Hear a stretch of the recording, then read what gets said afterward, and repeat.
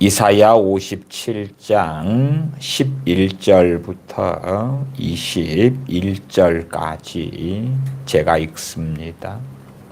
내가 누구를 두려워하며 누구로 말미암아 놀랍기에 거짓을 말하며 나를 생각하지 아니하며 이를 마음에 두지 아니하였느냐.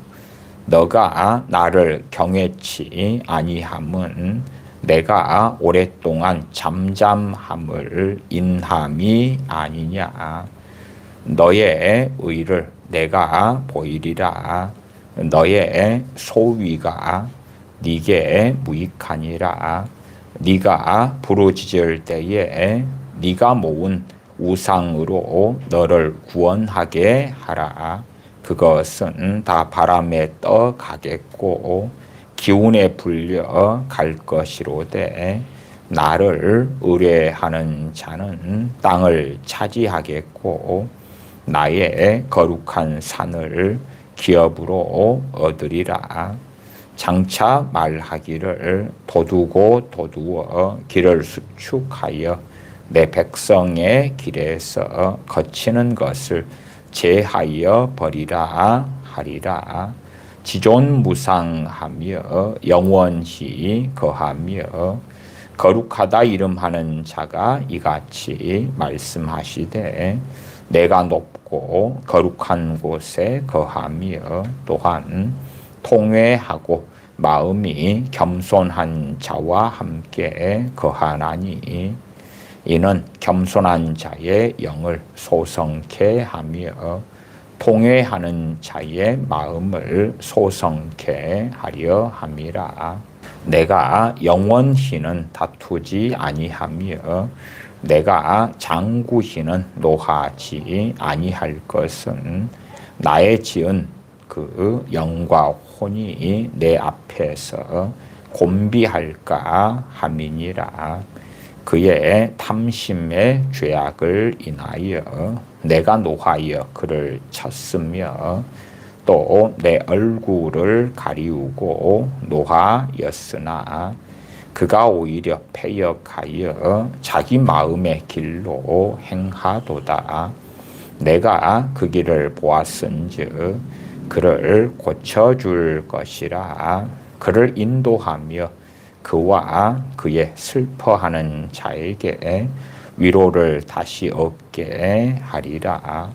입술에 열매를 짓는 나 여호와가 말하노라. 먼데 있는 자에게든지 가까운 데 있는 자에게든지 평강이 있을지어다. 평강이 있을지어다. 내가 그를 고치리라 하셨느니라.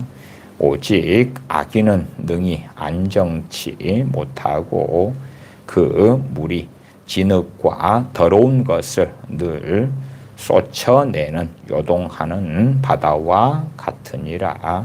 내 하나님의 말씀에 악인에게는 평강이 없다 하셨느니라. 아멘. 우리 믿는 사람들은 유감스럽게도 많은 경우 하나님의 말씀을 문맥적으로 혹은 전반적으로 말씀을 보고 깨달으려 함보다 자신에게 좋게 보이는 것, 자신에게 유익하게 보이는 것, 또한 자신이 유리한 대로 정욕을 따라서 해석할 수 있게 보이는 성경 말씀들을 붙잡고 살기를 좋아합니다.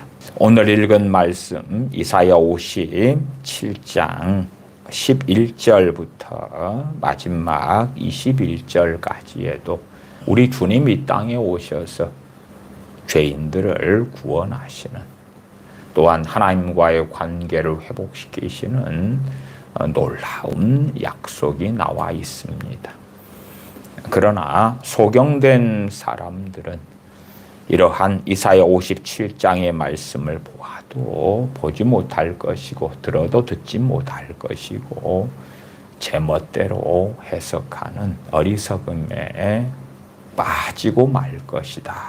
실상 오랜 세월 동안 유대인들은 이러한 이사야서의 말씀 또한 57장의 말씀 등을 모아도 깨닫지 못하고 알지 못하는 어리석음 속에 살아왔고, 심지어 주님께서 이 땅에 오신 다음에 2000여 년의 세월이 흘렀는데도 여전히 미망 속에 빠져 살고 있습니다.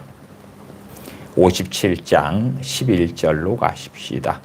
너가 누구를 두려워하며 누구로 말미암아 놀랍기에 거짓을 말하며 나를 생각지 아니하며 이를 마음에 두지 아니하였느냐. 하나님의 백성들이 무엇 때문에 놀라는지, 누구 때문에 놀라는지, 그래서 거짓을 말하고 전능하신 하나님을 생각지 아니하는지. 우리 많은 크리스천들도 무엇을 두려워하고 무엇 때문에 놀라고 왜 거짓말을 하고 전능하신 하나님을 섬긴다, 주님을 믿는다 하지만 전능하신 하나님 아버지를 진실로 삶 속에서 섬기기를 기뻐하지 아니하고 자신의 배를 섬기고 욕망을 따라 살고 자신의 감정, 자신의 뜻을 따라 살아가기를 원하는 유감스럽게 많은 크리스천들이 있습니다. 11절 하반에 너가 나를 경외치 아니함은 내가 오랫동안 잠잠함을 인함이 아니냐.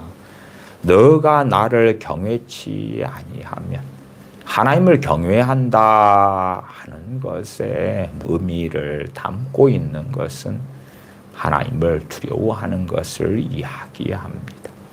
하나님을 두려워하는 것.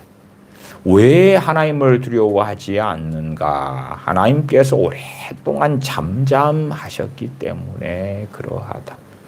죄인들이 무수한 죄악을 저지르고 살아왔는데도 전능하신 하나님께서 오래 참으셔서 회개하기를 원하셨기 때문에 그러한데, 그것을 오히려 거꾸로 생각하여서 하나님께서 성경에 또한 그의 종들을 통하여 많이 말씀하셨어도 지금은 이 세상에 관여하지 않으시는 모양이야.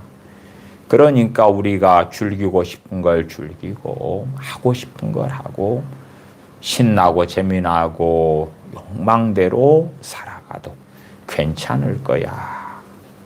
하나님께서 오랫동안 잠잠하셨기 때문에 하나님을 경외치 아니한 하나님의 백성들, 하나님께서 오히려 죄들로 인하여 진노하시기보다 회개하기 원하셔서 참고 계시는데도 그것을 알지 못하고 심지어 하나님을 조롱하는 어리석은 자들이 되기까지 합니다. 그렇기 때문에 하나님께서 언제까지나 잠잠히 계시지는 않으신다고 말씀하시는 겁니다.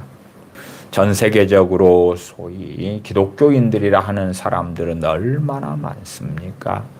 일반적인 종교적으로 말할 때는 기독교 안에가 이단, 사이비, 로마 가톨릭, 천주교, 정교회, 성공회, 또한 우리 개신교 다 포함된 개념 아닙니까? 정교회도 주님을 부르고 로마 가톨릭도 주님을 부릅니다. 로마 가톨릭이나 정교회나 우리 개신교회나 다 삼일체 하나님을 믿습니다. 그래서 기독교라 일컫는 이들이 많고 주님을 찾는다 하는 이들이 많으나 유감스럽게 그들 가운데 어마어마한 사람들은 자신들이 만들어내는 또한 역사적으로 만들어져 왔던 사람의 계명을 지키고 따르는 것을 즐거워하지요.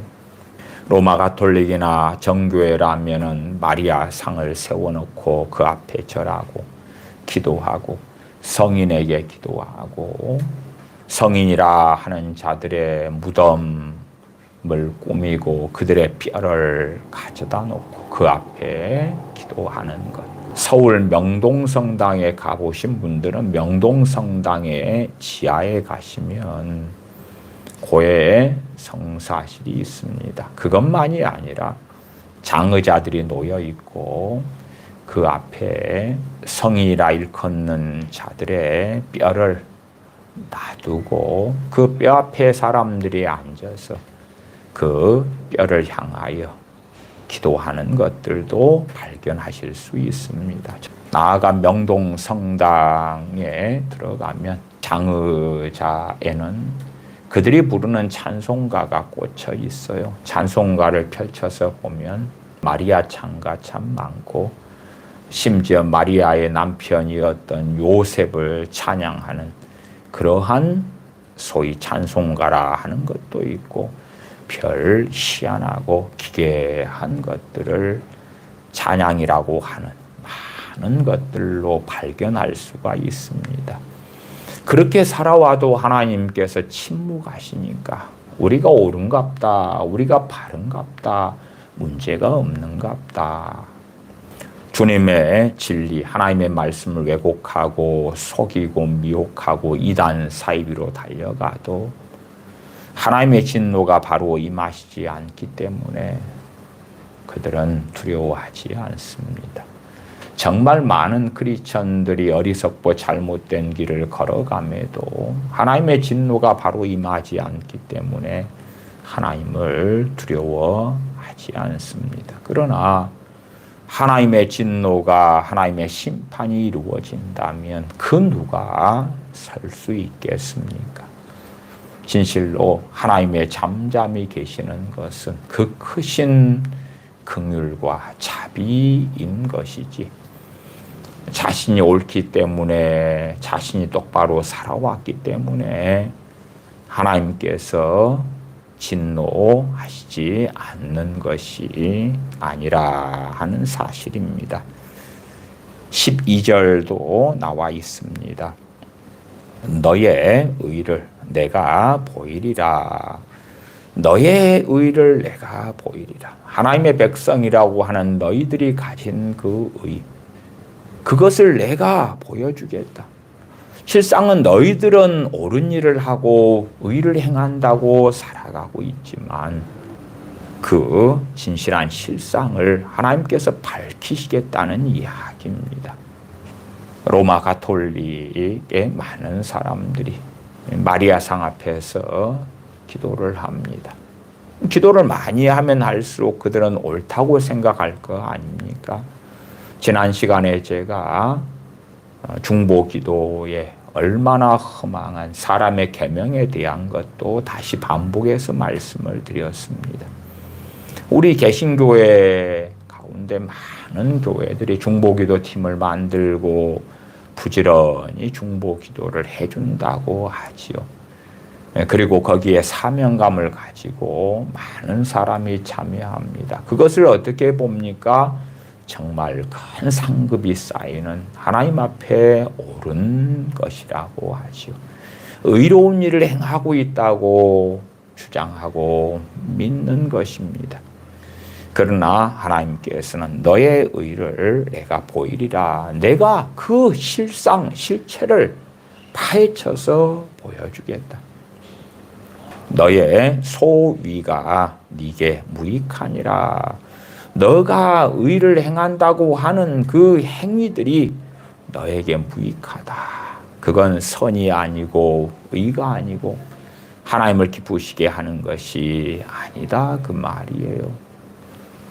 대한민국의 정치적인 폭풍우 속에서 우리 믿는 사람들이 많이 그렇게 행하는 것, 그것은 의로운 일이다 주장하지만 실상은 5년만 지나도 10년만 지나도 그것이 얼마나 무익한 일인지 아무 가치가 없는 일인지를 발견하게 되어집니다.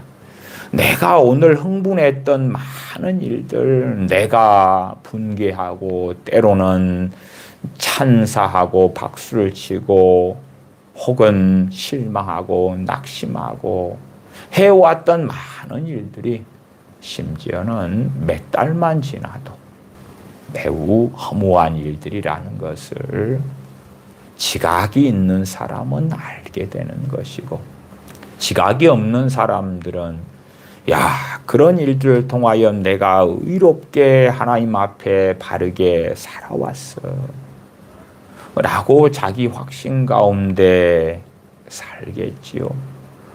우리가 의라고 생각하는 많은 일들이 썩은 시궁창 냄새를 풍기는 것이 되는 많은 일들이 있다.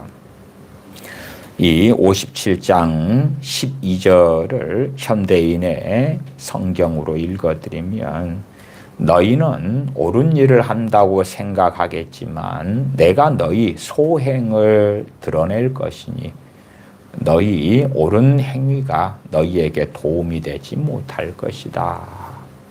너희의 소행, 너희가 의롭다고 하는 그것들이 너희에게 도움이 안 된다. 무익하다. 왜요? 하나님께서는 결코 그것을 의라고 보지 않기 때문에 그러하지요. 13절. 그러한 그렇게 사는 너가 부르짖을 때에 너가 모은 우상으로 너를 구원하게 하라. 우리들의 많은 우상들은 돈이 될 때가 얼마나 많습니까? 실상은 우리의 많은 어려움 가운데 돈만 있으면 해결할 일들은 참 많습니다. 그러나 진실로 하나님께서 진노하실 때가 되면, 하나님의 심판이 임할 때가 되면 우리가 우상으로 삼은 돈이 우리를 구원하지 못하는 것을 보게 될 것이다. 이스라엘 백성들은 실제적으로 많은 우상을 섬기고 살아왔습니다. 그런 것처럼 하나님께서 잠잠하지 아니하실 때가 되면, 잠잠하지 아니하시다는 것은 그 행위대로 심판하시는 그때가 되면 이 하나님의 백성은 하나님께 부르짖지요. 고통스럽기 때문에, 두렵기 때문에, 불안하기 때문에, 절망에 처하게 되기 때문에 부르짖지요. 그때에 하나님께서는 뭐라고 말씀하십니까? 너가 부르짖을 때 내가 응답하겠다, 그런 게 아니에요. 그러한 사람들이 고통에 처해서, 환난에 처해서 하나님께 부르짖을 때에 하나님께서는 응답하시지 않는 것입니다. 오히려 너가 모은 우상으로 너를 구원하게 하라, 그렇게 말씀하신다, 그 말이에요. 57장 3절로 가보십시다. 무녀의 자식, 간음자와 음녀의 씨, 너희는 가까이 오라. 너희가 누구를 희롱하느냐, 누구를 향하여 입을 크게 벌리며 혀를 내미느냐. 너희는 패역의 자식, 괴율의 종류가 아니냐. 그러시면서 무섭게 책망하시는 사람들. 그러한 사람들이 막상 하나님의 진노와 심판 앞에 서거나 기근, 전쟁, 전염병 이러한 것들에 처하게 되었을 때에 하나님께 부르짖는다, 그 말이에요. 하나님의 응답은 그렇습니다. 너가 모은 우상으로 너를 구원하게 하라. 응답 안 하신다는 거지요. 그것은 다 바람에 떠가겠고 기운에 불려갈 것이로되 나를 의뢰하는 자는 땅을 차지하겠고 나의 거룩한 산을 기업으로 얻으리라. 나를 의뢰하는 자, 하나님을 의뢰하는 자, 하나님을 붙드는 자, 하나님을 신뢰하는 자, 그는 땅을 차지할 것이다. 나의 거룩한 산을 기업으로 얻을 것이다. 모든 혈통적 이스라엘 백성, 그런 사람들이 다 땅을 차지하고 하나님의 거룩한 산을 기업으로 얻는다 말씀하는 게 아닙니다. 주여 주여 외치는 우리 크리스천들이 하나님께 부르짖으면 하나님께서 땅을 차지하게 해주시고 하나님의 거룩한 산을 기업으로 얻게 해주신다는 게 결코 아닙니다. 오늘 이사야 57장 11절부터 마지막 21절까지를 볼 때에 명확하게 두 부류의 사람들이 걷는 길이 전혀 다르다는 것을 발견하셔야 됩니다.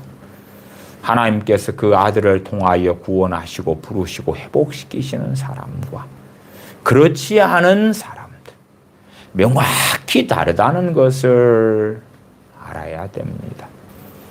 정말 어떤 사람이 주님을 등지고 떠나는가? 어떤 사람이 주님을 믿었다가 주님을 등지고 떠나는가? 제가 최근에도 구원 그 이후의 주제로 설교를 2번을 했습니다.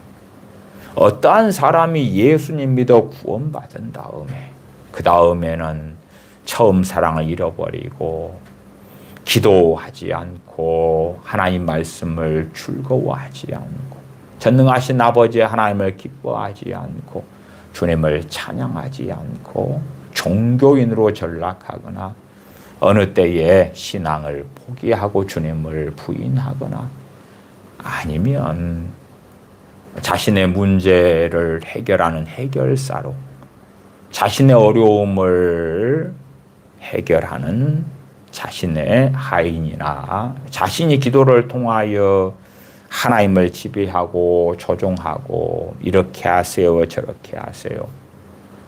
자신이 어려움을 당할 때만 그렇게 기도하고 그렇지 않을 때는 하나님을 외면하고 찾지 않고 단순하게는 종교적인 썬데이 크리스천으로 남는가. 그럴 때에 정말 회개치 않는 크리스천들, 그런 사람들이 그러하더라.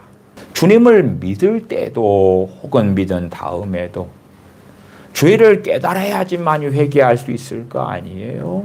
근데 죄를 깨닫는데도 관심도 없고 회개하지도 않는 사람들, 나아가 의를 행하는 것에 아무 관심이 없어요. 하나님의 뜻이 무엇인가, 하나님의 말씀 66권을 통하여 알아갈 마음이 없는 사람들, 그런 사람들의 신앙은 형식적이고 그런 사람들의 신앙은 진실로 주님을 섬기는 사람들의 신앙이 되지 아니하더라. 많은 경우에 기복주의 전도, 기복주의 복음이 전해져서 예수님 믿고 천국 가고 예수님 믿고 세상에서는 잘 먹고 잘 사십시다. 예수님 믿으면 세상에서 잘 먹고 잘 살게 됩니다. 여러분의 문제를 주님께서 해결해 주십니다. 여러분의 자녀를 주님께서 책임져 주십니다. 여러분의 가정을 주님께서 돌봐주십니다. 여러분의 인생을 평탄한 길로 형통한 길로 인도해 주십니다. 여러분의 어려움에 주님께서 응답해 주십니다.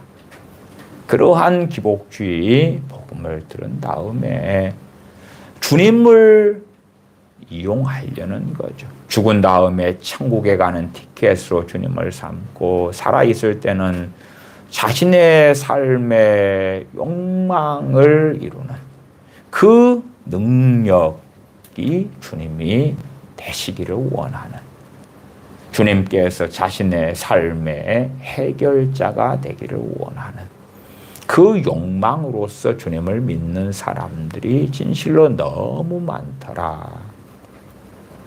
주님께서는 누가복음 5장 32절에 내가 의인을 부르러 온 것이 아니요. 누가복음 5장 32절의 상반절을 볼 때는 주님께서 의인을 부르러 온 것이 아니구나. 당연하게 우리는 그 다음에 죄인을 부르러 오셨구나. 나 같은 죄인을 구원하러 오셨구나. 너무 기쁘고 좋아. 주님은 의인이 아니라 죄인을 부르러 왔구나. 너무 감사해. 그래서 창기와 세리들이 하나님 나라에 먼저 들어갔구나. 그러면서 누가복음 5장 32절을 왜곡하기를 좋아합니다. 그러나 누가복음 5장 32절은 주님께서 내가 의인을 부르러 온 것이 아니요 죄인을 부르러 왔노라가 아니고 죄인을 불러 회개시키러 왔노라. 죄인을 불러 회개시키러 왔노라고 말씀하시는 거예요. 주님께서 가버나움, 고라신, 벳세다 등에 머무시면서 얼마나 많은 기적과 이적, 권능을 행하셨습니까? 그러니까 주님의 권능을 맛보고 가족 중에 소경이 눈뜨고 가족 중에 문둥병자, 한센병자가 고침받고 귀신이 쫓겨나가고 각종 질병에서 치유되고 그러한 일을 경험했다 혹은 내가 그러한 수혜를 받았다. 그렇다면 그 기적을 베푸시는 주님을 누가 멀리하고 누가 싫어하겠습니까? 주님께서 메시아이신 것을 믿어드릴게요. 주님께서 그리스도이신 것을 믿어드릴게요. 주님 믿어요, 믿어. 됐지요, 이제. 그러나 주님께서 가버나움, 고라신, 벳세다에 왜 화 있을진저, 화가 있을 것이다. 재앙이 너희들에게 있을 것이다. 선언하셨습니까? 많은 권능을 행하였는데도 가버나움, 고라신, 벳세다 마을의 사람들이 회개치 아니했기 때문에 그렇죠. 회개치 아니했기 때문에 그러는 거예요. 양 100마리 가운데 한 마리가 잃어버렸습니다. 한 마리를 잃어버렸을 때에 잃은 양 한 마리를 주님께서 찾아다니신다고. 잃은 양 한 마리를 찾아서는 잃지 않은 99마리의 양보다 잃은 양 한 마리 찾은 것으로 더 기뻐하신다고. 그래서 앞뒤 꼭지 다 잘라내고 잃은 양 되는 우리 같은 죄인들을 주님이 찾아오셨네. 구원하시려고 찾아오셨네. 그렇게 성경을 왜곡하기를 좋아합니다. 그러나 주님께서는 이런 양의 비유, 이런 드라크마의 비유, 그런 걸 통해 뭘 말씀합니까? 죄인 하나가 회개하면, 죄인 하나가 회개하는 것을 가지고 기뻐하신다고 말씀하는 거예요. 그러나 회개라는 것이 사라져버린 교회. 심지어는 회개도 형식적인 회개들. 단지 그냥 우리 많은 크리스천들 교회가 세상으로부터 조롱받는 회개. 동의적으로 잘못했어요. 이상 끝. 잘못했다고 하기만 하면 되지요. 물론 요즘 시대에는 죄를 지은 다음에 잘못했어요. 형식적으로라도 하는 이들도 크리스천들 가운데 이제는 희소해져 가고 있습니다만은 잘못했어요 한다 해서 어떻게 용서받습니까? 그렇지 않습니다. 배상이 필요한 건 배상해야 되고 처벌이 필요한 건 처벌도 받아야 되고 그것이 형사적으로나 민사적으로라면 단지 이제 하나님 앞에서 1대1의 죄가 된다면 그 사람 혹은 어떤 사람들에게 피해와 손해를 끼치지 않고 우리 뱃속에서 혼자 정죄하고 판단하고 미워하고 그렇다면 어떤 사람들하고는 상관이 없겠지요. 그러나 어떤 사람들에 대하여 다른 사람들 앞에서 이간질하고 그를 비난하고 정죄하고 그랬다면 단순하게 하나님 앞에서 저 잘못했어요. 죄송해요. 그러한 것으로는 쉽게 해결되고 끝나는 것이 회개가 되지는 않을 거라. 그러면서도 회개라는 것은 진실로 하나님께서 그 사람의 중심을 확인하실 때에 중심에서 통해하느냐, 중심에서 뉘우치느냐 하는 것이지요. 대표 기도 하시는 분들의 기도 소리를 듣노라면은 희한한 회개 기도도 발견하게 됩니다. 알고 지은 죄, 모르고 지은 죄 다 용서해 주십시오. 그러한 회개 기도. 모르고 지은 죄도 용서해 달라니. 알고 지은 죄도 용서해 달라니. 알고 지은 죄는 무슨 죄겠어요? 물론 연약함에서 짓기도 하지만 때로 고의적이고 악의적인 죄도 되죠. 알고 지은 죄, 알고 남의 집 담장을 넘어서 도적질을 해, 사기를 쳐, 용서해 달라고. 모르고 지은 죄, 모르고 지었는데 회개를 어떻게 합니까? 근데 그것도 용서해 달라네요. 그러한 대표 기도를 하거나 혹은 목회자가 목회 기도로서 가볍게 회개 기도를 합니다. 그런 다음에 선언 선포를 해주지요. 우리의 모든 죄를 사하심을 믿습니다. 감사합니다. 할렐루야. 하나님께 영광의 박수를 올려드립시다. 그러면 땡처리가 끝나는 거죠. 그래서 정말 회개란 가벼운 것이 되고야 말고 형식적인 것이 되고야 말고 심지어 그러한 형식적인 것도 하나님께서 받지 아니하시겠지만 회개하는 것도 점점점 사라져 버리는 거예요. 그래서 교회에서나 강단에서나 회개가 사라진 시대, 회개가 사라진 교회, 회개가 사라진 크리스천들이 돼요.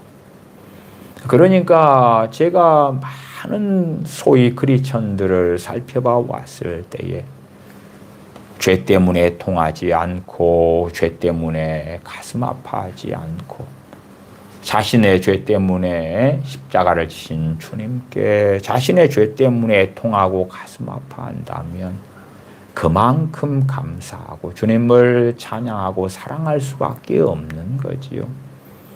죄 때문에 고통하지 않고 애통하지 않는데 주님께서 당신의 죄를 위하여 십자가에 죽으셨다. 복음이 증거될 때에 뭐 얼마나 감사할 수 있겠습니까? 얼마나 찬양할 수 있겠어요?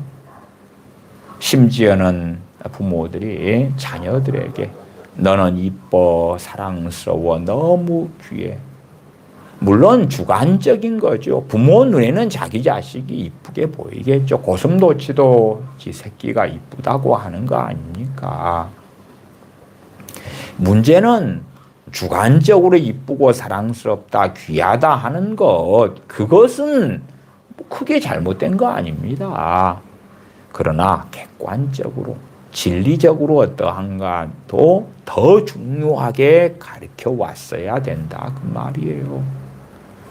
그래서 죄가 무엇인지, 어떠한 죄인으로 살고 있는지, 그러한 죄를 주님께서 어떻게 담당하셨는지, 그 주님을 알 때에 그 주님께서 나의 정말 많은 이 죄들을, 물론 그것도 빙산의 일각처럼 내가 깨달은 죄는 조금에 불과해요. 신앙이 성장하고 성숙할수록 말씀을 알아갈수록 더 많은 죄를 깨달을 수밖에 없는 거지요.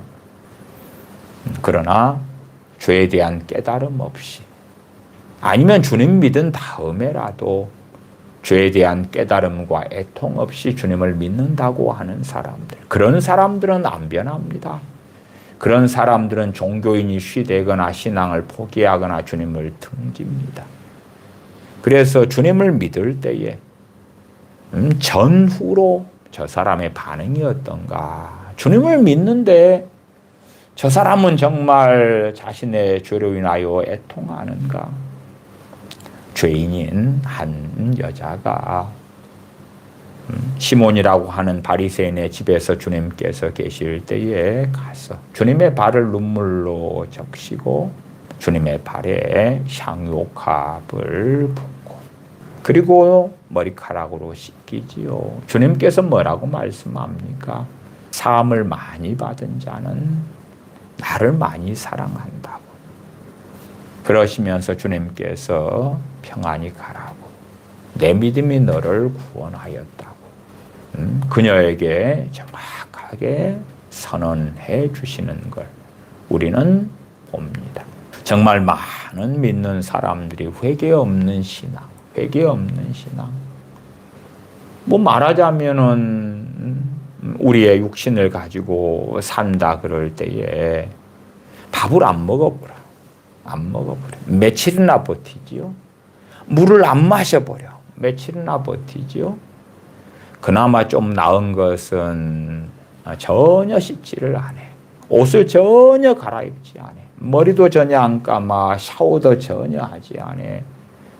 뭐 그나마 그런 것은 나을지 몰라도 혹여 그렇게 살아간다고 가정하고 비유해 보십시다. 씻지도 안 해. 옷도 세탁하지 않아. 그냥 그 옷, 그 속옷으로 천년 만년 살아가.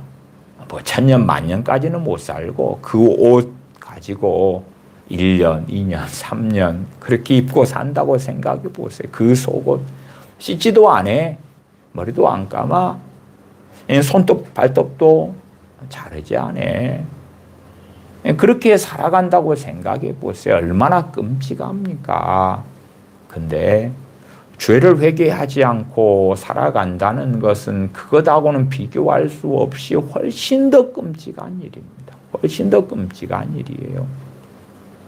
또한 죄를 회개할 수 있다는 것은 주님께서 우리를 위하여 피 흘리셔서 자신의 목숨을 화목제물로 속죄제물로 내어주셨기 때문에 가능한 것입니다.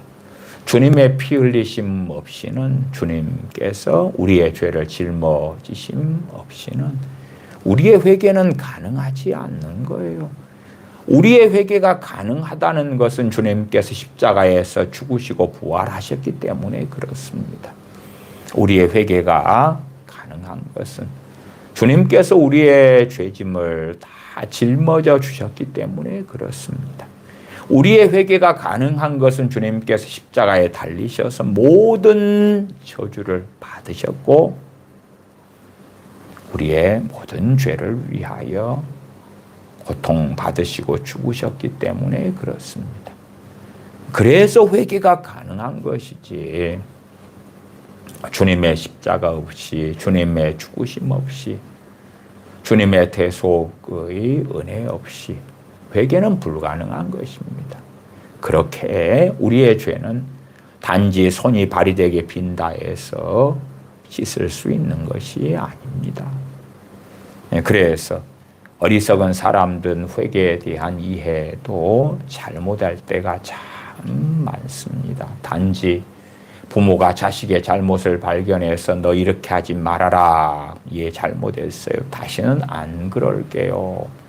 그러한 잘못에 대한 뉘우침, 후회 등과 섞어버리기도 해요. 절대 그것하고는 차원이 다른 것입니다. 자식이 부모 앞에서 잘못된 행동을 한 다음에 죄송해요 비는 것하고 우리가 죄에 대하여 회개하는 것은 전혀 다른 차원에 존재하는 것입니다. 그렇기 때문에 우리의 회개와 동반될 수밖에 없는 건 찬양과 감사가 되어집니다. 찬양과 감사, 그 사랑, 그 은혜에 대한 찬사, 노래, 그것이 어찌 없을 수 있겠는가. 13절로 다시 가겠습니다. 너가 부르짖을 때에 너가 모은 우상으로 너를 구원하게 하라. 그것은 다 바람에 떠가겠고 기운에 불려갈 것이로되 나를 의뢰하는 자는 땅을 차지하겠고 나의 거룩한 산을 기업으로 얻으리라. 13절 두 부류의 사람들이 명확히 나누어지지요. 14절로 가십시다. 장차 말하기를 도두어 길을 수축하여 내 백성의 길에서 거치는 것을 제하여 버리라 하리라. 하나님의 백성의 길에서 거치는 것이 뭐겠습니까? 죄악이죠, 죄악. 죄악을 어떻게 제거하고 없앱니까? 그래서 선지자 세례 요한이 와서 죄사함을 얻게 하는 회개의 세례, 죄사함을 얻게 하는 회개의 침례를 전파했습니다. 죄를 자백하고 오는 사람들에게 요단강에서 침례를 주었던 것입니다. 그럴 때만이 이제 주님을 맞이할 준비가 되어져 가기 때문에 그렇습니다. 자신들에게 메시아가 필요하고 자신들이 얼마나 완악한지, 그래서 선지자 세례 요한에게 백성들이 나아가서 자신들의 죄를 자복하면서 죄사함을 얻게 하는 회개의 세례를 받았던 것입니다. 15절입니다. 지존무상하며 개정개혁파는 지극히 존귀하며 영원히 거하시며 거룩하다 이름하는 자가 이같이 말씀하시되, 전능하신 아버지 하나님께서 친히 말씀하시는 것이 나옵니다. 내가 높고 거룩한 곳에 거하며 또한 통회하고 마음이 겸손한 자와 함께 거하나니, 이는 겸손한 자의 영을 소성케 하며 통회하는 자의 마음을 소성케 하려 함이라.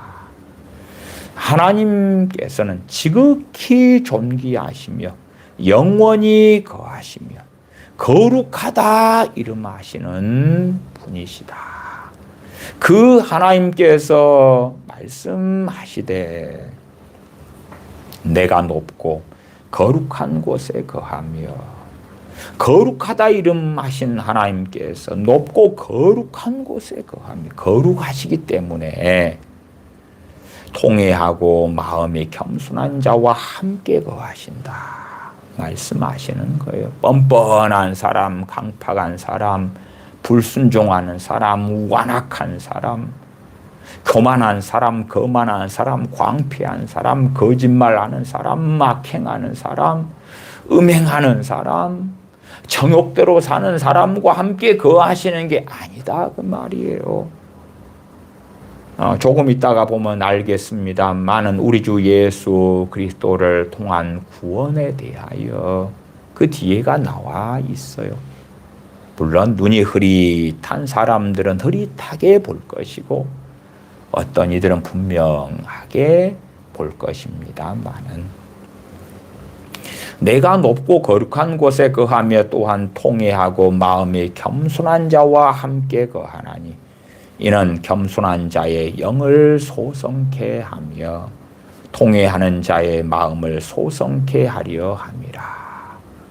주님께서 이 땅에 오셨을 때에 어떠한 자들의 영을 회복시키십니까? 어떠한 자들의 영을 살리십니까? 겸손한 자와 통회하는 자의 영이다. 통회하는 자의 마음이다. 그렇게 말씀해요. 주님께서 마태복음 5장 4절에도 애통하는 자는 복이 있나니 저희가 위로를 받을 것이며, 여기서 애통은 통회하는 것을 이야기합니다. 하나님 앞에서 죄를 뉘우치고 회개하는 것을 이야기하지요. 16절에 내가 영원히는 다투지 아니하며 내가 장구히는 노하지 아니할 것은, 죄 지은 하나님의 백성들에게 칼과 기근과 연병으로 그들을 심판하셨고 그루터기만 남겨두셨고, 그 그루터기에서 순이 나와서 다시금 유대인들이 번성케 되었는데, 하나님께서 영원히 다툰 것이 아니고 장구히 노하지 아니하셨기 때문에 그러해요. 왜 하나님께서 너무나 오랫동안 진노를 이스라엘 백성들, 하나님의 백성들에게 진노를 품고 계시지 아니하셨는가 하면, 나의 지은 그 영과 혼이 내 앞에서 곤비할까 함이니라. 그래서 너무 오랫동안은 그렇게 안 하셨다. 물론 하나님의 시간표와 사람의 시간표는 많이 다르긴 합니다. 17절 그의 탐심의 죄악을 인하여 누구의 탐심입니까? 유대인들, 이스라엘, 하나님의 백성들의 탐심의 죄악이지요. 그것으로 인하여 내가 노하여 그를 쳤으며 또 내 얼굴을 가리우고 노하였으나 하나님의 얼굴을 가리웠다. 하나님이 숨으셨다 그 말이에요. 숨으셨다. 하나님 살아계신 걸 발견할 수 없게 돼 버리는 거예요. 그래서 하나님이 어디 가셨지? 하나님이 어디 가셨지? 야, 우리가 조상 때로부터 하나님을 섬겨왔는데 이것은 우리 조상들이 만든 종교에 불과했을까? 왜 하나님이 살아계시다고 하는데 그 살아계신 하나님을 배울 수 없지, 알 수 없지. 하나님께서 진노하실 때는 자신의 얼굴을 가리워 버리시는 것입니다. 하나님이 진노하시면서 하나님이 살아계신 걸 생생하게 느끼면 얼마나 회개하기 좋겠습니까? 하나님은 하나님의 얼굴을 가리우시고 노하셨다. 그가 오히려 패역하다 그 말은 거역한다 그 말이에요. 강팍해 가지고 거역하는 거예요. 하나님께서 진노하셨는데도 자신들의 완악한 길을 그대로 걷기를 원하는 것입니다. 그가 누굽니까? 이스라엘 백성. 그가 누굽니까? 유다 백성들 이야기인 거지요. 그가 오히려 패역하여 자기 마음의 길로 행하도다. 하나님께서 치셨는데도 상관없는 거예요. 18절 내가 그 길을 보았은지여 그를 고쳐줄 것이라. 그런데 이제 하나님의 긍휼과 자비로 고쳐주신다고 말씀하는 거예요. 진실로 하나님께서 하나님의 백성들을 고쳐주시는 것이 무엇입니까? 우리 주 예수 그리스도를 통하여 고쳐주시는 거죠. 주님께서 단지 구원만 증거하셨습니까? 나를 믿어라 구원받는다 영생 얻는다 그러한 말씀이 중심이 되셨습니까? 마태, 마가, 누가, 요한복음을 보시면 주님께서 이렇게 해라 이렇게 하지 말아라. 주님께서 얼마나 많은 주님의 계명들을 증거하셨는지를 알 것 아니냐 그 말이에요. 그러한 주님께서 말씀하신 그리스도의 법, 주님의 계명들은 다 제거해버리고 주님 믿으면 구원받아 끝 그러는 무수한 어리석은 사람들이 있어요. 주님의 계명은 멸시하고 무시하고 무관심하고 던져버리고 주님께서 오신 것은 우리를 구원하러 오신 거야. 이상 끝 거기에서 끝내자. 그 다음에 이런 문제 저런 문제 이런 어려움 저런 어려움 닥치니까 주여 우리를 구원하소서. 주여 우리의 문제를 해결하소서. 그런 크리스천들이 너무 많더라. 다시 18절 내가 그 길을 보았은지 그를 고쳐줄 것이라. 그를 인도하며 그와 그의 슬퍼하는 자에게 위로를 다시 얻게 하리라. 인도해 주신다. 위로를 주실 것이다. 슬퍼하는 자에게 위로를 주신다. 슬퍼하는 것이 뭡니까? 그냥 서러웠어요. 저 사람은 나보다 잘 나가고 나는 못 나가고 저 사람은 나보다 잘났고 나는 못 나가고 그런 슬퍼하는 것이 아니라 앞에 나오는 애통하는 것을 이야기하는 것입니다. 15절에 가면 다시 하반에 보시면 통회하고 마음이 겸손한 자 그 아래 통회하는 자의 마음을 소성케 하려 함. 이 통회 이 애통 그러한 슬픔을 이야기하는 것입니다. 시편 34편 18절에 여호와는 마음이 상한 자에게 가까이 하시고 중심에 통회하는 자를 구원하시는도다. 이러한 시편의 말씀은 상반절과 하반절이 대꾸를 이루고 있습니다만은 강조형이다. 강조형이다. 근데 이러한 여호와는 마음이 상한 자에 가까이 하시고, 그러니까 마음에 상처 입은 사람에게 가까이 해주시고, 속상한 사람에게 가까이 해주시고, 한을 가진 사람에게, 원망을 가진 사람에게, 누군가에게 당한 피해 때문에, 억울함 때문에 잠 못 드는 사람에게 그딴 식으로 해석하는 어리석은 사람들이 많아요. 그러나 그런 게 아니에요. 여호와는 마음이 상한 자에게 가까이 하시고, 그 마음이 상했다는 것은 시편이 34편 18절 하반절과 실상 같은 의미입니다.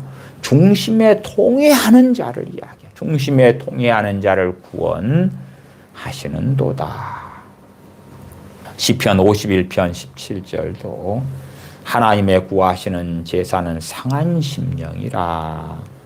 하나님이여 상하고 통회하는 마음을 주께서 멸시치 아니하리이다. 주님께서 이 땅에 오셨을 때에 어떤 사람들이 주님의 은혜를 덧입는가? 주님께서 말씀을 증거하셨을 때에 주님 말씀을 듣고 어떤 반응을 하는가? 주님께서 진리를 증거하시고 아버지의 말씀을 증거하셨는데 그 말씀을 듣고 통회하는가? 회개하는가? 아니면 뻔뻔하게 병이나 고치세요. 주님의 본 동네 나사렛 사람들처럼 가버나움에서 행한 일을 여기서도 해라. 우리가 원하는 권능과 기적이나 행해봐라. 주님 말씀을 증거해도 병이나 고치고 귀신이나 쫓아내. 그리고 주님 증거하신 말씀은 한 귀로 듣고 흘려버리는 그러한 사람들. 통회하지 않지요. 그러나 어떤 사람은 통회한단 말이에요. 주님 말씀을 듣고 상한 심령을 가지는 거예요. 주님 말씀을 듣고 상하고 통회하는 마음을 가지는 거예요. 그런 사람을 시편 51편 17절은 주께서 멸시치 아니하시리라 말씀하는 거예요. 이 시편 51편 17절 하반절을 현대인의 성경으로 읽어드리면 겸손하게 뉘우치며 회개하는 마음을 업신여기지 않을 것입니다. 그것이 상하고 통회하는 마음. 겸손하게 뉘우치며 회개하는 마음. 그 마음을 가진 사람들을 하나님께서 업신여기지 않으실 거라. 그래서 주님께서 이 땅에 오셔서 18절, 19절 주님을 통한 구원. 메시아 되신 주님께서 오셔서 구원하시며 위로하시는 일들이 증거되어 있는 거예요. 19절로 가시면 더 명확합니다. 입술에 열매를 짓는 나 여호와가 말하노라. 먼데 있는 자에게든지 가까운 데 있는 자에게든지 평강이 있을지어다. 평강이 있을지어다. 내가 그를 고치리라 하셨느니라. 그러면 앞뒤 꼭지 다 잘라내면 누구든지 다 고칠게. 그렇게 되겠지요. 너 자식도 고칠게. 너 남편, 아내, 부모, 형제 다 고칠게. 어떠한 악인들이라도 다 고칠게. 악인들이 회개 안 해도 괜찮아. 거만한 자로 남아도 괜찮아. 교만한 자로 살아도 돼. 광폐한 자로 있어도 돼. 폐역한 자로 있어도 돼. 우상 숭배자로 살아도 돼. 음행하는 자로 살아도 돼. 거짓말하는 자로 살아도 돼. 온갖 악행하는 자로 살아도 돼. 내가 고쳐줄 거야. 메시아께서 오시면 고쳐줄 거야. 그런 말씀이 이사야 57장에는 없어요. 없어. 이 57장 19절이 에베소서 2장 17절에 증거되어 있어요. 에베소서 2장 17절을 제가 읽어드리면 또 오셔서, 누가 오셨어요? 그리스도께서 오셔서, 메시아께서 오셔서 먼데 있는 너희에게 평안을 전하고 가까운 데 있는 자들에게 평안을 전하셨으니 먼 데 있는 너희에게는, 에베소서 2장 17절이니까 이방인들이구나. 이방인들에게 평안을 전하셨구나. 주님 오셔서 주님께서 제자들을 세우신 다음에 제자들에게 땅끝까지 내 증인이 되라고 말씀하셨고, 그 제자들의 심령에 주의 영으로 함께하사 그들을 이끌어 가셨다는 걸 압니다. 우리가 사도행전의 사도 바울의 전도 여행에서도 주의 영이신 성령님께서 그 전도 여행을 주관하셨다는 걸 알지요. 어느 때에 에베소에 가서 복음을 증거하려 하니까 막으시는 거지요. 막으셔. 그 다음에 마게도냐로 가도록 하시는. 그래서 사도 바울 등의 전도 여행의 주관자는 주의 영이신 성령님이셨다 하는 거예요. 또 오셔서 먼 데 있는 너희에게 평안을 전하고. 누구를 통한 평안입니까? 예수 그리스도를 통한 평안이에요. 먹고 마시고 사는 세상에서 얻는 평안이 아니라 전능하신 하나님과 우리 죄인들을 화목하게 하시는, 하나님과의 사이에서 메시아 되신 주님, 중보자 되신 주님을 통하여 얻는 평안, 평화를 말씀하는 거예요. 주님께서 내가 너희에게 평안을 주노라. 이 평안은 세상이 주는 것 같이 아니하다. 그 평안을 내가 너희에게 주노라. 주님의 생명으로, 주님의 핏값으로 하나님과 평화하게 되는, 하나님의 진노를 받지 않게 되는, 하나님의 심판의 대상이 되지 않게 하는 그 평화, 그 평안. 가까운 데 있는 자들에게 평안을 전하셨으니, 가까운 데 있는 사람들은 유대인들이지요. 유대인들. 그들에게 평안을 전하셨다. 그 말씀이 이사야 57장 19절에 있는 것과 동일한 것입니다. 그러나 이제 어리석은 사람들은 먼 데 있는 자에게든지 가까운 데 있는 자에게든지 평강이 있을지어다, 평강이 있을지어다. 그러면 야, 가난한 내가 이제 부욕해 되는갑다. 인생살이에 많은 어려움, 많은 힘든 일이 있었는데 이게 다 해결되는구나. 그러니까 이러한 57장 19절 같은 걸 가지고 신사도에 속한 자들, 그런 이들이 대부흥의 구절 등으로 사용하는 거예요. 곧 기다려봐. 전 세계적인 대부흥과 대추수가 올 거야.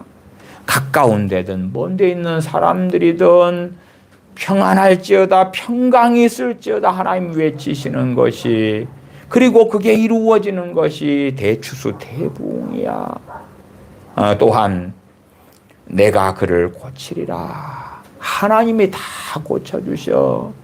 알코올 중독, 약물 중독, 마약 중독, 동성애자, 아니면 별의별 악한 심성을 가지고 사는 사람들, 대부흥 대추수가 오면 그러한 사람들이 당신들의 가족이고 자녀들이라 할지라도 다 고쳐주시는 때가 올 거야. 그건 미혹이고 거짓말이죠. 그러나 명확히 이사야 57장 19절은 우리 주님을 통하여 어떻게 성취가 되어졌는가.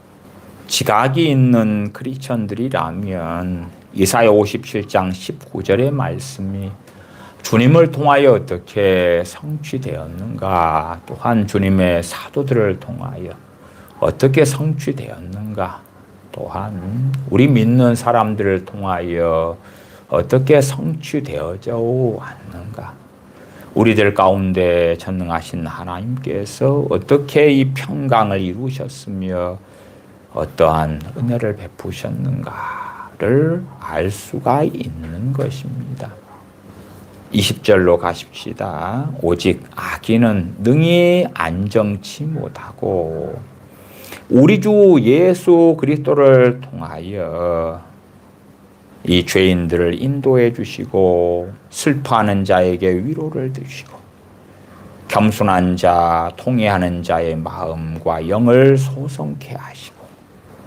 그런데 20절로 가면 악인은 전혀 다르게 다루어집니다.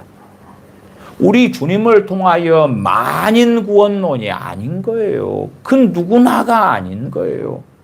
그러니까 우리는 마태복음 5장 8복을 통하여 주님께 선언하시는 걸 명확하게 듣고 보아왔지 않습니까? 심령이 가난한 자는 복이 있나니 천국이 저희 것이며 애통하는 자, 통회하는 자입니다. 애통하는 자는 위로를 받을 것이다. 온유한 자는 땅을 기업으로 차지할 것이다. 의에 줄이고 목마른 자. 어떠한 자들에게 복이 있는가? 주님은 증거하셨잖아요. 그러나 어리석은 사람들은 그러한 주님께서 말씀하신 팔복도 윤리와 도덕으로 만들기를 좋아합니다. 그래서 그러한 사람이 되면 좋아요. 그러나 그렇게 되지 않더라도 괜찮아요 같은 뉘앙스를 품는 설교하기를 좋아합니다. 밑도 끝도 없이 그냥 상관없어요. 심령이 가난치 않아도 우리가 위에서 중보기도만 하면 괜찮은 거예요. 애통하지 않아도 상관없어요. 우리가 그 사람을 위하여 많이 기도만 하면 되는 거예요.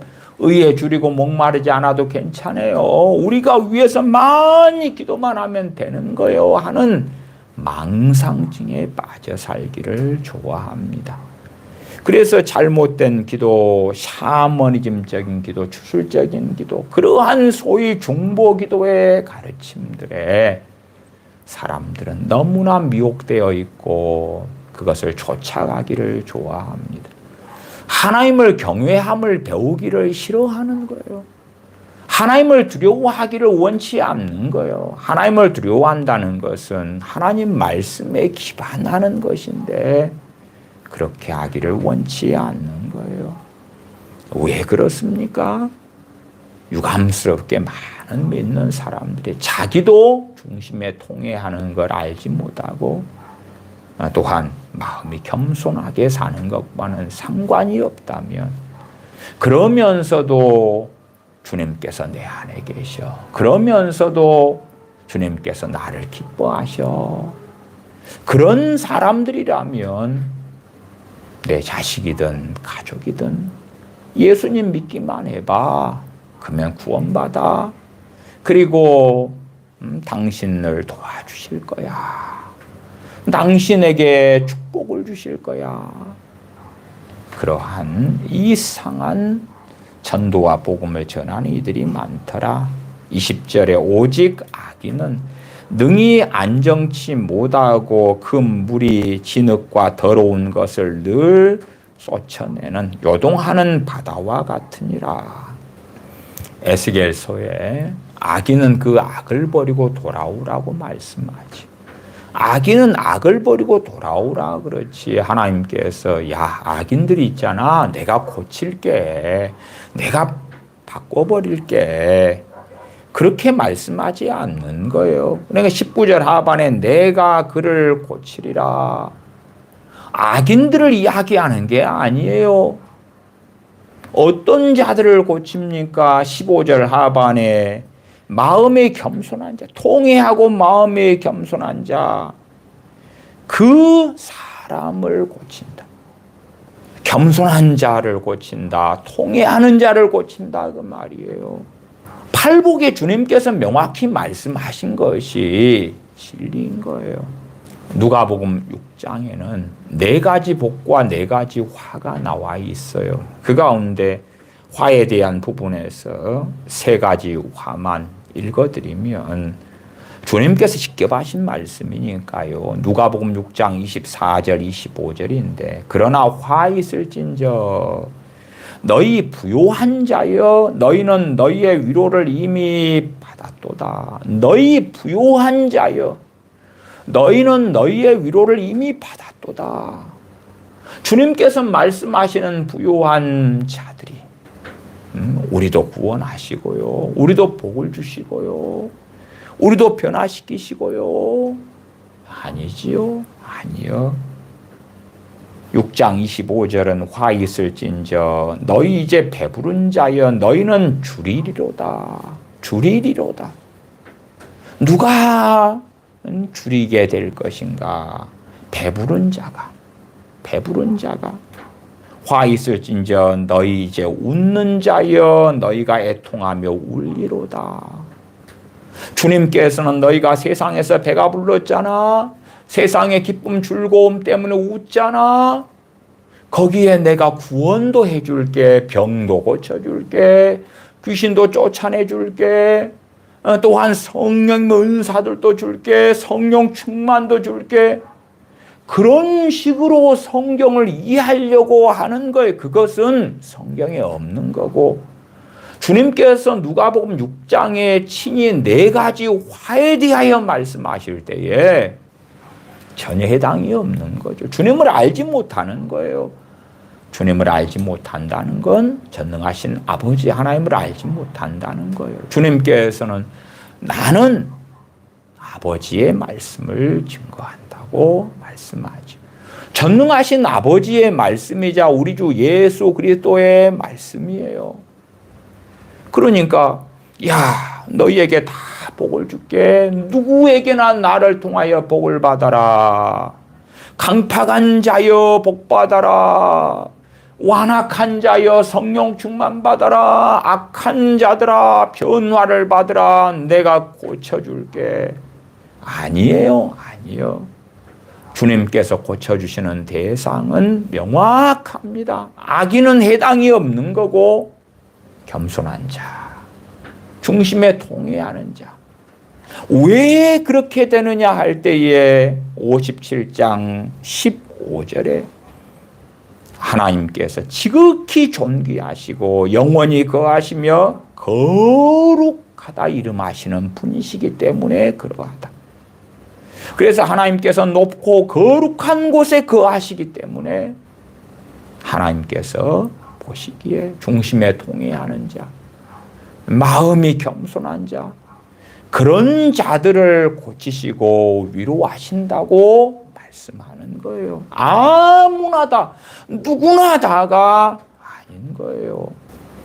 그러지 세상에서 배부르고 세상의 즐거움 쾌락에 취하여 웃고 세상의 부요에 취하고 그러면서 천국도 가고 하나님의 은혜도 받고 성령 충만하고 주님과 동행하고 그렇다는 것은 망상 중에 망상입니다. 또한 주님께서 이 누가복음 6장에서 4번째 화는 모든 사람이 너희를 칭찬하면 화가 있다. 모든 사람이 칭찬한다는 것은 최소한 사람의 종이 돼서 살아가는 거지 진리의 길을 따르는 게 아니에요. 주님께서 제자들에게 세상이 나를 미워하였은즉 너희도 미워하리라. 왜 미워합니까? 진리를 증거하고 진리의 길을 걸으니까 그렇지요. 한 집안에 5이 있는데 둘이 셋과 셋이 둘과 왜 분쟁합니까? 진리 때문에 그런 거예요. 진리 때문에. 가족 중에 누구는 주님을 따르고 말씀을 붙잡고 말씀을 지키는 거고 가족 중에 또 다른 사람들은 세상을 쫓아가니까 가족으로 살아가지만 뜻이 일치가 될 수 없고 걷는 길이 틀린 거예요. 목적이 틀리고 목적지가 틀리고 목표가 틀리고 가치관이 틀리고 생각이 틀리고 사상이 틀린 거예요. 무엇 때문에 웃는지 무엇 때문에 애통하는지 전혀 다른 거예요.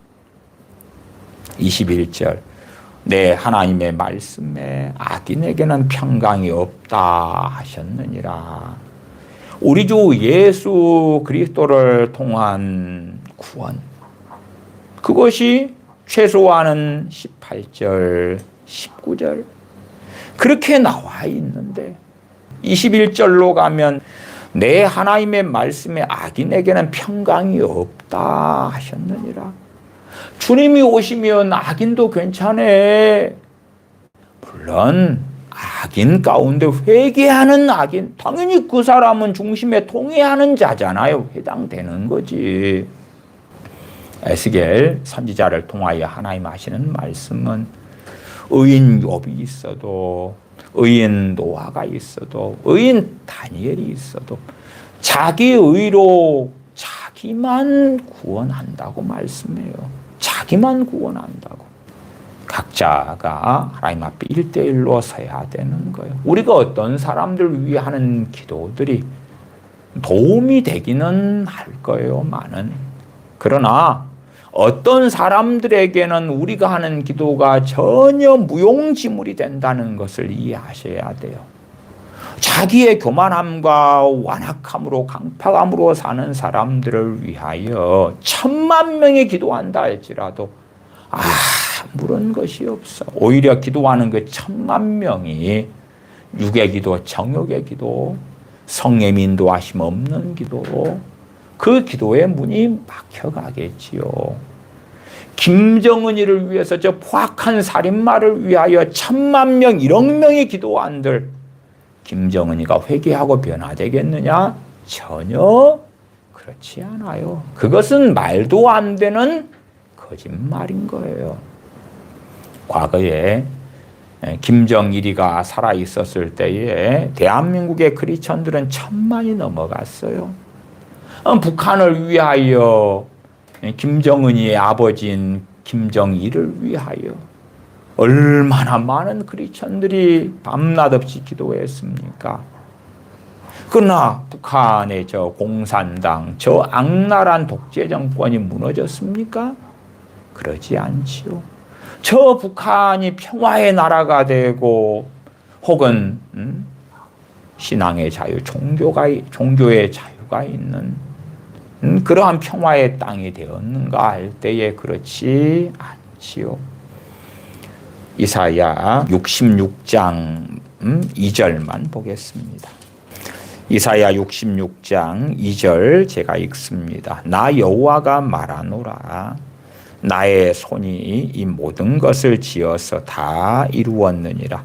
무릇 마음이 가난하고 심령에 통회하며 나의 말을 인하여 떠는 자, 하나님의 말씀이 인하여 떤다는 게 하나님을 경외한다는 이야기입니다. 하나님을 두려워한다는 이야기입니다. 나의 말을 인하여 떠는 자, 그 사람은 내가 권고하려니와 개정개혁파는 돌보려니와. 하나님이 누구를 돌보시는가? 그만 누구를 돌보시는가?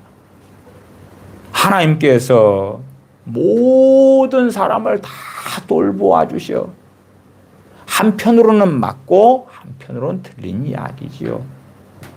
어떤 면에서는 맞는 이야기가 되냐 그러면 악인과 선인에게도 해를 주시고 피를 주시고, 그런 면에서는 맞는 이야기인데 개별적으로 돌보신다 할 때는 틀린 이야기가 됩니다.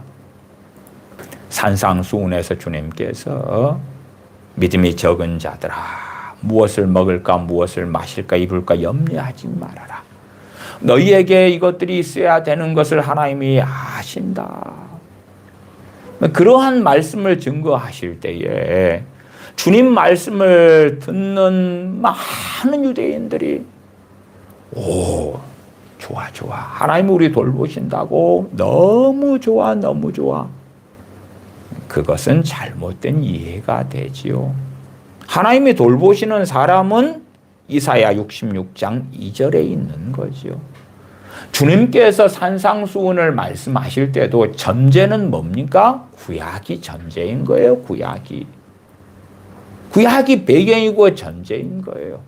주님께서 아브라함 이야기를 하시면 어디에 있는 아브라함을 찾아야 됩니까? 구약에 있는, 창세기에 있는 믿음의 조상되는 아브라함을 찾아야 되는 거예요. 야곱 이야기를 하면 성경에 야곱을 찾아야 되는 거지. 세상 사람 가운데서도 별의별 이름들을 다 가지잖아요. 거기에서 찾는 게 아닌 것처럼 하나님께서 돌보신다 그럴 때에 누가 돌봄의 대상이 되느냐? 성경은 명확하지요. 다시 66장 2절입니다. 2절 하반을 다시 읽습니다. 무릇 마음이 가난하다. 우리는 잘 압니다. 마태복음 5장 3절에 심령이 가난한 자는 복이 있나니 천국이 저희 것이미요. 주님 말씀하고 똑같잖아요. 똑같아요. 교만하고 패역하고 제멋대로고 거만하고 하나님께 대하여 무관심하고 그런 자들 괜찮아. 하나님이 다 복을 줄 거야. 주님께서 세상에 오시면 다 만나주시고 변화시켜 주실 거야. 아닌 걸 아시잖아요. 2000년 전에 주님께서는 이 땅에 오셨었고 그런 자들을 변화시켜 주신 적은 없다. 그 말이에요. 삭개오 같은 이의 집에 주님께서 정말 드물게 거해 주셨지요. 왜 삭개오 같은 이에게 주님께서 그의 집에 거하셨는가? 삭개오야 내려와라. 내가 오늘 내 집에 유하여야 하겠다.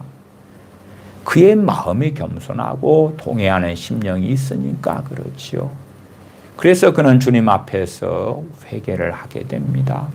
내 모든 재산의 절반을 가난한 자들에게 주겠사오며 내가 네 것을 토색한 것은 4배로 갚겠습니다. 4배로 갚겠습니다. 구원이 이 집에 이르렀다. 삭개오 너도 아브라함의 자손이다. 주님 말씀하시죠. 정말로 회개하는 삭개오, 회개하는 심령을 가진 삭개오이기 때문에 그렇지. 주님께서 아무 집에나 다 거해 주십니까? 주님께서 70명의 지자들이나 12명의 사도들을 2명씩 짝지어서 각성 각 마을에 보내시면서도 아무 집에나 들어가서 유하라 그러십니까? 아닙니다. 그 마을 사람들 가운데 합당한 자를 찾아내서 그의 집에 유하고 그들이 주는 것을 먹고 마시면서 복음을 증거하라고 하셨습니다. 너희를 영접하는 그 사람, 너희를 환영하는 그 사람, 너희를 대접하는 그 사람의 집에 들어가서 그렇지 각성 각 마을에 가가지고 선착순을 받는다든지 가장 악한 자를 찾아내고 어떤 부모가 우리 집 자식이 너무나 포악하니까 우리 집에 와서 사도시여 거해 주세요. 그래서 잘 상담 좀 해주시고 설득 좀 해주시고 그래서 바꿔줘요. 안수 좀 해주시고 애언 좀 해주시고 그렇게 해줘요. 그런 방식으로 주님께서 거하라고 하신 적이 결코 없습니다. 무릇 마음이 가난하고 심령에 통회하며 나의 말을 인하여 떠는 자 그 사람은 내가 돌보려니와. 이사야서는 우리 주 예수 그리스도의 이 땅에 오심, 주님을 통한 구원의 놀라운 역사, 주님의 순환, 주님을 통한 이스라엘의 회복, 또한 이방인을 부르시는 것, 그 정말 놀랍고 아름다운 복음이 파노라마처럼 곳곳에가 펼쳐져 있습니다. 그러나 하나님은 자신을 부인하지 않으시고 자신의 성품, 자신의 뜻을 양보하신 적은 없습니다. 그래서 앞에 우리가 이사야 57장에서 살폈던 것처럼 이사야 66장 2절도 여전히 하나님이 어떤 분이신가? 지존무상하신 거룩하다 이름하신 하나님이시기 때문에 어떤 자들에게 은혜를 주시고 어떤 자를 돌보시고 어떤 자를 붙드시는가 하는 것은 너무나 명확합니다. 기도하겠습니다. 아버지 하나님, 하나님의 말씀을 멸시하는 어리석은 사람들이 아니라 하나님의 말씀으로 인하여 떠는 사람, 하나님의 말씀으로 인하여 하나님 두려워하는 것, 배우는 사람들, 전능하신 아버지 하나님을 경외하는 사람들이 저희가 되게 하여 주시옵소서. 세상 흘러가는 일들 때문에 근심하고 두려워하고 낙심하고 좌절하는 것이 아니라 혹은 사람들로 인하여 두려워하며 근심하며 탄식하는 사람들이 아니라 마땅히 두려워해야 될 전능하신 아버지 하나님을 두려워하며 섬기며 사랑하며 사모하며 따르는 저희가 되게 하여 주시옵소서. 우리 주 예수님의 이름으로 기도하옵나이다. 아멘.